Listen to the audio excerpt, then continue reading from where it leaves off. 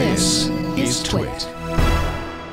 Well, Joe, it looks like BlackBerry may be ripe for a turnaround.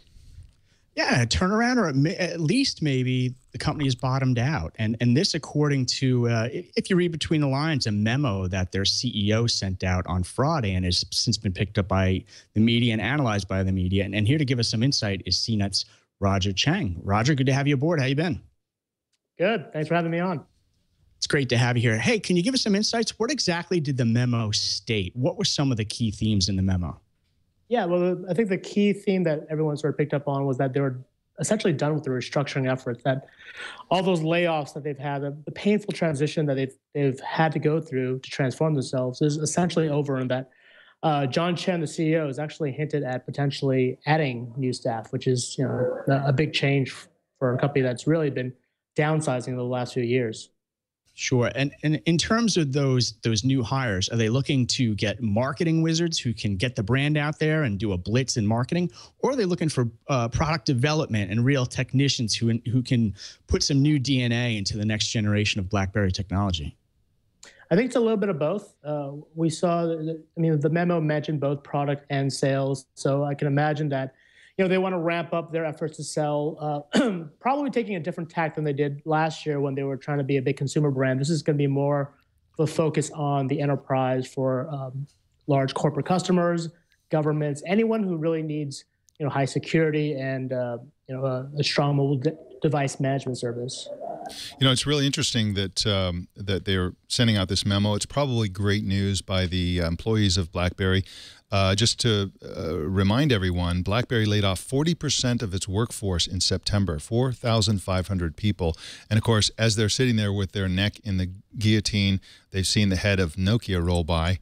And that got them thinking, this thing is looking pretty horrible. But Chen is a turnaround artist, and he's made a lot of really, really good decisions. For example, they've sold off a bunch of real estate holdings in Waterloo, Ontario, dumped a bunch of other non-core assets. They're partnering with handset suppliers like Foxconn to cut costs, so they're getting really smart about all that stuff. Plus, they recently acquired SecuSmart, which is, we reported it on the show, and that's designed to help BlackBerry improve security. What do you think their direction is going to be, Roger Cheng, going forward? They can't just go in there and go head-to-head with Apple and Samsung.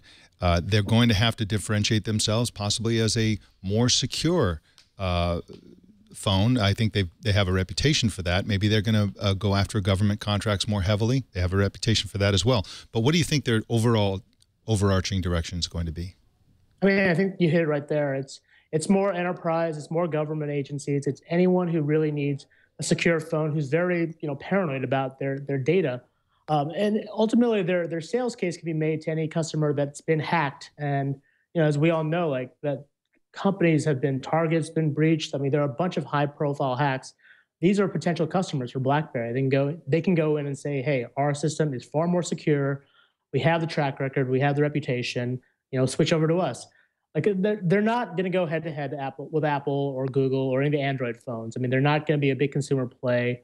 BlackBerry has said they're going to launch their phones, the Passport and the BlackBerry Classic. They're the two new phones for this year with a fairly large campaign. But I can't imagine it's going to be the kind of campaign that will reach the Super Bowl. It's going to be more targeted. It's going to be smarter. It's going to be going after those C-level executives and the Fortune 500 companies. It's not necessarily going to be mass market like it was last year.